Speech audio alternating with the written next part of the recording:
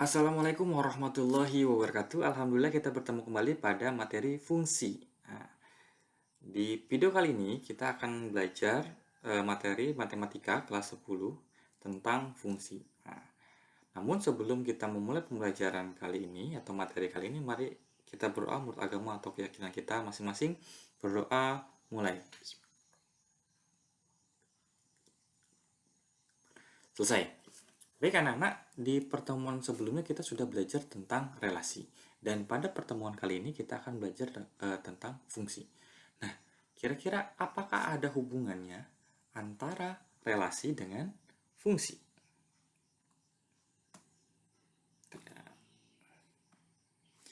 Kira-kira ada nggak hubungannya antara fungsi dan relasi? Atau apakah relasi itu sama dengan fungsi? Nah, ini pertanyaannya. Atau apakah fungsi itu bagian dari relasi atau relasi bagian dari fungsi? Nah, mungkin ini akan pertanyaannya. Apakah relasi itu sama dengan fungsi? Apakah fungsi itu bagian dari relasi? Atau apakah relasi bagian dari fungsi? Nah, pada kesempatan kali ini atau di video kali ini kita akan belajar apa aja yang akan kita pelajari. Yang pertama kita akan membahas dulu tentang pengertian fungsi. Kemudian kita akan belajar notasi fungsi. Kemudian kembali lagi kita ngomongin daerah asal, daerah kawan, dan daerah hasil. Kemudian sifat-sifat fungsi, dan yang terakhir adalah menggambar grafik fungsi. Jadi ada 1, 2, 3, 4, 5. Ada 5 bagian yang akan kita pelajari mengenai fungsi. Nah, pengertian fungsi. Jadi fungsi ini kalau kita lihat dari pengertiannya, fungsi itu adalah suatu aturan pengaitan yang memasangkan setiap anggota himpunan domain dengan tepat satu anggota himpunan kodomain.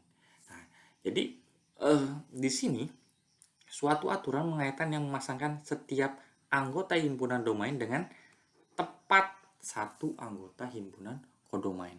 Artinya kalau dari bahasa sini di sini ada kata-kata tepat satu, artinya anggota domain itu hanya boleh tepat satu anggota dia milih ke daerah kodomain. Makanya tadi pertanyaan pertama dan dari yang mulai dari video ini adalah apakah relasi itu sama dengan fungsi? Nah, ternyata tidak sama. Kalau kita ngelihat dari pengertian ini berarti relasi itu tidak sama dengan fungsi. Kemudian ada pertanyaan selanjutnya, apakah fungsi itu bagian dari relasi atau relasi itu bagian dari fungsi? Kalau kita lihat dari pengertiannya, suatu aturan pengaitan yang memasukkan setiap anggota himpunan domain dengan tepat satu anggota himpunan kodomain. Nah, kalau di relasi, pengertiannya itu adalah aturan pengaitan yang memasangkan anggota himpunan. Nah, jadi dia tidak ada kata-kata setiap anggota himpunan domain dengan tepat satu ini nggak ada juga. Kalau di pengertian relasi, tidak ada tepat satu dan tidak ada setiap anggotanya nggak ada.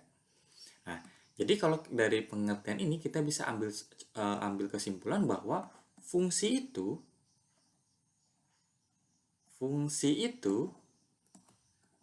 adalah relasi. Tetapi relasi itu belum tentu fungsi, ya. Jadi fungsi itu adalah relasi, tapi relasi itu belum tentu fungsi. Nah, dari pernyataan Bapak ini berarti kita bisa ambil kesimpulan bahwa ternyata fungsi itu adalah suatu relasi yang spesial. Nah, relasi yang spesial seperti apa maksudnya? Relasi yang mempunyai syarat bahwa jadi suatu aturan pengaitan yang memasangkan setiap anggota himpunan domain dengan tepat satu anggota himpunan kodomain. Ibaratnya kalau Bapak contohkan, kita ambil contoh misalkan di sini ada dua relasi ya. Kita ambil contoh ada dua relasi. Ini himpunan A, himpunan B, ini juga himpunan A. Ini himpunan B. Ya, ada dua seperti ini. Kemudian ambil contoh misalkan ini adalah 1, 2, 3, kemudian di sini ada A, ini ada B, kemudian di sini ada 1 juga, sama, kita samakan, 2, 3, di sini A, di sini B. Kita ambil contoh. Kalau relasi itu tidak ada setiap himpunan anggota domain, berarti kalau Bapak ambil kejadian misalnya di sini 1 ke A, 1 ke B seperti ini. Maka kemudian yang di sini 1 ke A, 2 ke A, 3 ke B seperti ini.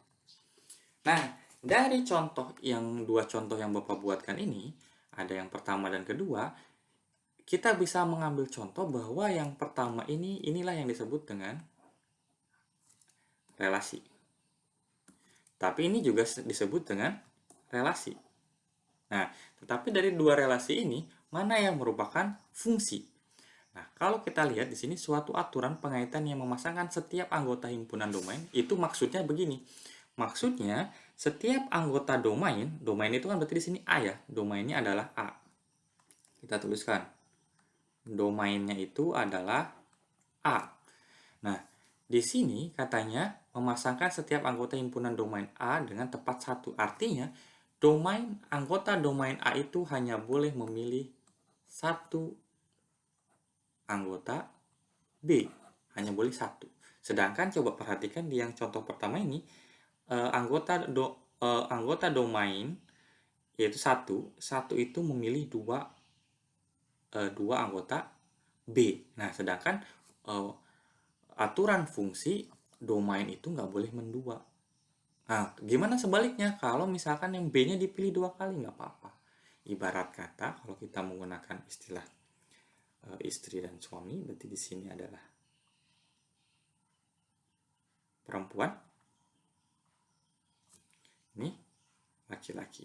Secara agama, perempuan itu tidak boleh mempunyai 2 orang suami, tetapi suami boleh mempunyai 2 orang istri. Nah, seperti itu kira-kira. Ya, jadi kalau di domain ini syaratnya untuk fungsi itu domain ini tidak boleh mendua, ya. Dan selain tidak boleh mendua, semua domain A itu harus mempunyai anggota di B. Nah, seperti ini. Makanya yang ini merupakan fungsi, yang ini bukan fungsi. Ini fungsi dan ini bukan fungsi.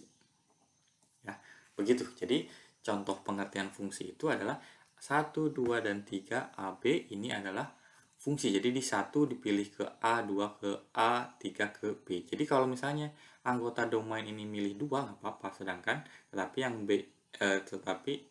yang B itu dipilih 2 boleh, tetapi yang A itu nggak boleh dipilih. Begitu ya kira-kira pengertian dari fungsi. Selanjutnya kita ngobrolin tentang notasi fungsi. Jadi kalau kemarin notasi relasi itu dituliskan bentuknya R gitu simbolkannya, kemudian A, B. Nah, sedangkan notasi fungsi kita dituliskan dengan F, kemudian titik 2 A, B. Dibacanya seperti apa? Fungsi F memetakan setiap anggota A dengan tepat satu anggota B. Jadi notasinya ini dibacanya adalah fungsi F memetakan setiap anggota A dengan tepat satu anggota B. Nah, begitu ya. Oke, ya, jadi itu saja untuk pengertian notasi fungsi. Kita lanjut, kita ngobrolin lagi daerah asal, daerah kawan, dan daerah hasil. Jadi ada 3 lagi yang kita bahas. Di sini daerah asal, daerah kawan, dan daerah hasil. Nah, kalau dalam fungsi, anak-anak, kalau misalkan daerah asalnya nggak dibahas, asal itu tidak ditentukan, maka ini otomatis domainnya itu adalah anggota, jadi domainnya itu D adalah anggota bilangan real, ya. Jadi kalau daerah asal tidak disebutkan dalam soal atau dalam masalah fungsi, maka D-nya itu otomatis adalah anggota bilangan real.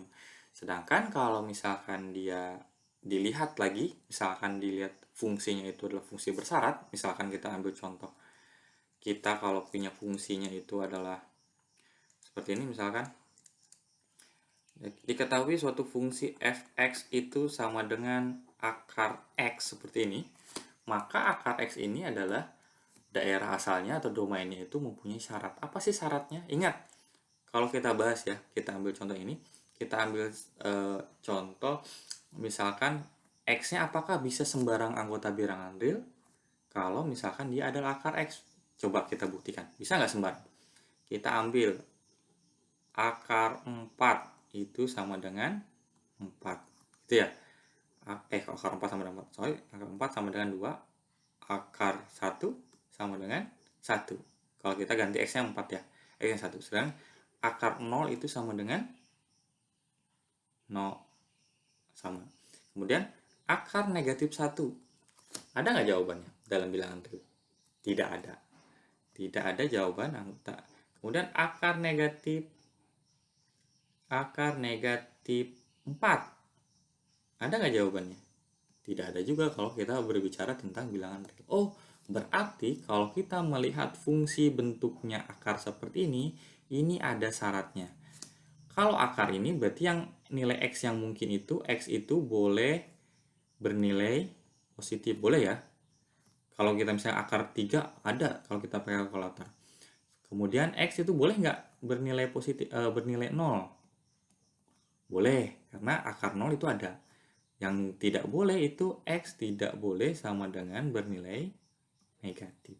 Maka kalau misalkan ada suatu fungsi dengan akar, maka syaratnya itu adalah kita harus mempunyai syarat yang di dalam akar ini itu harus lebih dari atau sama dengan 0. Jadi nilai yang ada di dalam akar itu harus lebih dari atau sama dengan 0.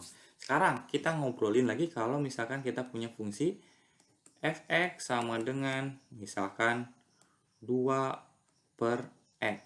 Kita ambil contoh, kita ganti x-nya. Kita ganti 2 per 2 itu sama dengan 1. Ada jawabannya. Kemudian kita ganti 2 per 1 itu sama dengan berapa?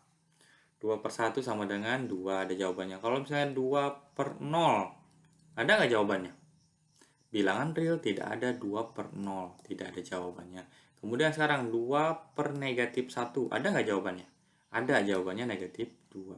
Kemudian ada lagi, kita ambil contoh 2 kok per negatif 2 itu jawabannya negatif 1. Nah, dari contoh ketika kita masukkan sembarang nilai x ini, ternyata kalau dalam bentuk pecahan x itu tidak boleh, tidak terdefinisi maksudnya ya, tidak terdefinisi. Ketika per 0, maka dia tidak ada jawabannya. Sehingga dari fungsi pecahan seperti ini, maka nilai penyebutnya itu syaratnya apa? Syaratnya x itu boleh positif, boleh ya. X itu boleh negatif, boleh. Tetapi yang tidak boleh adalah x tidak boleh sama dengan 0 atau penyebut tidak boleh sama dengan 0, karena bisa saja nanti bentuk soalnya adalah 2 per x kurang 1 misalnya. Yang jelas itu penyebutnya ya, penyebutnya itu x tidak boleh sama dengan 0. Berarti kalau kita bikin domain untuk pecahan ini, kasus ini, maka domainnya itu adalah D anggota bilangan real dengan syarat x tidak boleh sama dengan 0. Atau kita balik ya, biasanya seperti nulisnya. Jadi domainnya itu x ya, sorry, ini jadi bukan D tetapi x. Jadi x tidak boleh sama dengan 0 dan x anggota bilangan real seperti ini. Ini ya. Jadi di sini domainnya itu anggaplah x misalkan. X adalah anggota bilangan real. Nah, sama yang ini juga, jadi kalau kita nyari domainnya, nanti x harus syaratnya adalah lebih dari atau sama dengan 0 dan x anggota bilangan real. Nah, seperti itu. Jadi ada dua fungsi yang mempunyai syarat khusus, yaitu ketika dia bentuknya akar atau ketika dia bentuknya suatu pecahan dan variabel bebasnya itu ada di akarnya atau di pecahannya. Oke, Itu saja, daerah kawan dan daerah hasil bisa menyesuaikan. Selanjutnya adalah sifat-sifat khusus fungsi. Jadi berdasarkan sifatnya, fungsi ini ada 3, 1, 2, 3. Ada yang namanya fungsi injektif, ada namanya fungsi surjektif, dan ada namanya fungsi bijektif. Nah, fungsi injektif itu seperti apa? Jadi fungsi injektif itu adalah fungsi yang apa namanya teh? Yang setiap range-nya itu tidak ada yang sama, intinya gitu. Kalau Bapak ambil contoh, kita ambil contoh A, B lagi ya. A, B lagi, di sini adalah 1, 2, 3 misalnya seperti ini. Dan di sini A, B, C. Ini.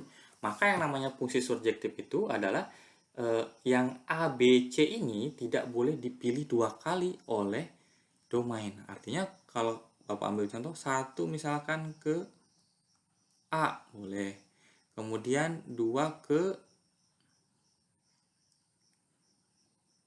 B, boleh.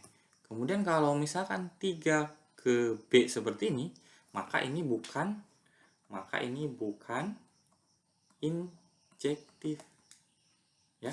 Ini bukan injektif kalau seperti ini. Kenapa? Karena yang B ini dipilih 2 kali oleh anggotanya A. Nah, jadi contoh ini tidak bisa menggambarkan injektif saja. Misalkan Bapak ambil contoh lagi. Kalau misalkan anggotanya itu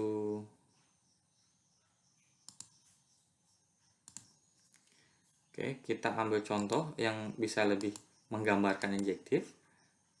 Kita ambil contoh kalau misalkan A-nya itu A dan ini B, biasanya kecenderungannya kalau hanya murni injektif itu adalah anggota himpunan A atau kodomainnya itu lebih sedikit daripada anggota dari kodomainnya. Misalkan kita ambil contoh di sini ada 3. A, B, C. Ini untuk menggambarkan benar-benar murni injektif. Kalau dia injektif itu artinya tadi syaratnya apa? Syaratnya yang B itu tidak boleh dipilih 2 kali oleh si A. Berarti biasa contohnya kecenderungannya adalah domainnya itu lebih sedikit, anggota domainnya lebih sedikit daripada kodomain. Jadi bentuknya seperti ini. 1 ke A misalkan ya, dan 1 ke B. Nah, walaupun di sini ada yang C yang tidak terpilih, yang penting syaratnya adalah si B ini atau kodomainnya itu tidak dipilih 2 kali oleh anggota dari domainnya. Jadi ini disebut dengan injektif. Kemudian sekarang surjektif. Surjektif itu seperti apa? Surjektif itu kebalikan dari injektif. Kalau injektif kan harus nggak boleh ada 2 kali dipilih. Sedangkan kalau surjektif itu boleh 2 kali dipilih, tetapi semua kodomain itu harus dipilih oleh domain. Contohnya apa syaratnya? Biasanya kecenderungan dari bentuk fungsi surjektif ini biasanya jumlah anggota domain, misalkan kita ambil A, itu akan lebih banyak daripada jumlah anggota kodomainnya. Misalkan di sini ada 1, 2, 3. Nah, di sini sedangkan kodomainnya itu hanya ada 2 anggota. Biasanya kecenderungannya kalau murni surjektif itu jumlah anggota A itu lebih banyak dari jumlah anggota B. Sedangkan kalau tadi injektif, kecenderungannya adalah jumlah anggota A itu lebih sedikit atau kurang dari jumlah anggota B. Kita ngomongin murni injektif, murni subjektif, karena nanti kita akan bahas bijektif.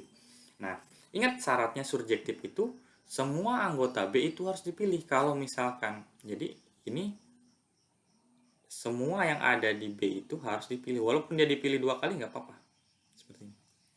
Yang penting semuanya dipilih, maka ini adalah surjektif.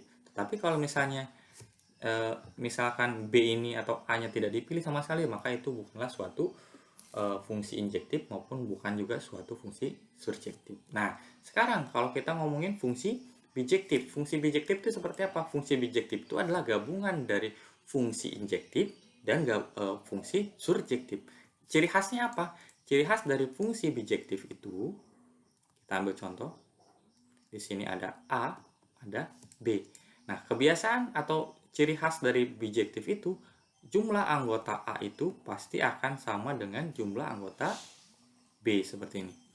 Makanya kalau misalnya A itu adalah 1, 2, dan 3, kemudian B-nya kecenderungannya akan sama jumlah anggotanya.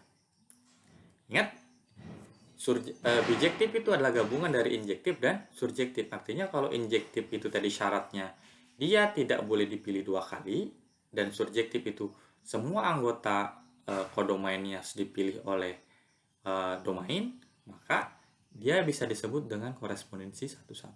Nah, misalkan 1 ke ini, 2 ke C, nggak apa-apa. Kemudian 3 ke B. Artinya dia bijektif itu dia termasuk injektif, dia juga termasuk surjektif. Nah, begitu ya. Jadi ada 3 sifat-sifat khusus dari fungsi. Oke, kita lanjut ke selanjutnya adalah menggambar fungsi atau menggambar grafik fungsi. Gimana cara menggambar grafik fungsi? Bapak akan contohkan grafik fungsi di sini. Ya, di sini Bapak contohkan yang gampang adalah 2 dikurang X. Nah, 2 kurang X ini kita berarti bagaimana langkah pertama? Langkah pertama yang harus kita lakukan, kita pilih sembarang yang perlu kita pertama kali lakukan adalah kita pilih dulu sembarang nilai X yang mungkin. Karena kan ingat, suatu fungsi kalau tidak disebutkan syaratnya, maka fungsi tersebut itu domainnya itu adalah anggota bilangan real, ya, anggota bilangan real. Maka kita ambil saja, kita comot perwakilan nilai negatif dan positif. Di sini Bapak hanya menyediakan 4 kolom, ya. Berarti kita ambil contoh, misalkan X-nya itu sembarang bilangan real. Berarti kita ambil misalkan negatif 1, 0, kemudian 1, 2. Berarti fx-nya berapa? Fx-nya tinggal masukkan negatif 1 dimasukkan ke dalam fungsi ini. Berarti kita ambil contoh satu hitungannya. F negatif 1 itu sama dengan 2 kurang negatif 1. Sama dengan berapa? Sama dengan 3. Oh, berarti di sini 3. Kalau X-nya 0, berarti dia jawabannya 2. Kalau 1, kita masukkan F1. F sama dengan 1 itu sama dengan 2 dikurang 1 sama dengan 1. Oh, berarti di sini 1. Kemudian kalau 2, kita masukkan F2 sama dengan 2 dikurang 2 sama dengan 0. Berarti di sini 0. Nah, setelah kita sudah punya pasangan-pasangannya, jadi di sini adalah X, ya. Di sini Fx itu adalah Y-nya. Kita bikinkan diagramnya. Oke, ini agak nggak terlalu turun, ya. Kita sebut ini X, misalkan di sini X, dan di sini adalah Y. Y itu adalah Fx-nya, ya. Adalah nilai fx-nya. Jangan lupa ketika menggambar diagram kartesius seperti ini, di ujung-ujung garisnya itu harus ada tanda panah. Kenapa? Karena diagram kartesius ini atau garis ini hanyalah perwakilan dari garis yang besar, panjang. Kita ambil contoh sekarang negatif 1, kita ambil di sini misalkan negatif 1, di sini negatif 2, negatif 3. Nah, gitu ya. Kemudian di sini 0 tentunya. Kemudian di sini 1, 2, 3, 4, 5 seperti ini. Kemudian di sini 1, 2, 3, 4. Kemudian di bawah adalah negatif 1, negatif 2, negatif 3 seperti ini, ya. Nah, yang pertama adalah pasangannya adalah negatif 1 dan 3. Berarti negatif 1 ini berpasangan dengan 3. Berarti di sini lokasinya. Nah, ini, ya. Kemudian 0 itu dapatnya 2, berarti 0 itu sama dengan 2, berarti di sini. Kemudian 1 itu ketemu 1 dan 2 itu ketemu 0. Sehingga kalau kita mau bikinkan grafiknya, kita hubungkan titik-titik ini. Kita hubungkan titik-titik ini. Ini Bapak nggak pakai penggaris, ya. Nanti kamu bikin di bukunya menggunakan penggaris. Nah, ini harusnya garisnya garis lurus. Nah, ini garis lurus ini garisnya lurus, ya, bagus. Nah, ini adalah disebut dengan garis atau grafiknya garis fx sama dengan 2 kurang x, seperti itu. Ini nanti gambarnya harus lurus loh ya. Kamu pakai penggaris, Bapak nulisnya nggak pakai penggaris, mohon maaf. Ya, jadi kita bisa ambil gampang kan untuk menggambar grafik fungsi. Mungkin itu saja yang akan kita bahas di video kali ini. Selanjutnya kita akan latihan soal di video selanjutnya. Mohon maaf jika ada kesalahan dalam penyampaian, silahkan disampaikan di grup. Dan silahkan video ini catat semua yang ada di video ini di buku catatan kalian sebagai sumber belajar. Mungkin itu saja yang bisa Bapak sampaikan. Bapak akhiri, Assalamualaikum warahmatullahi wabarakatuh.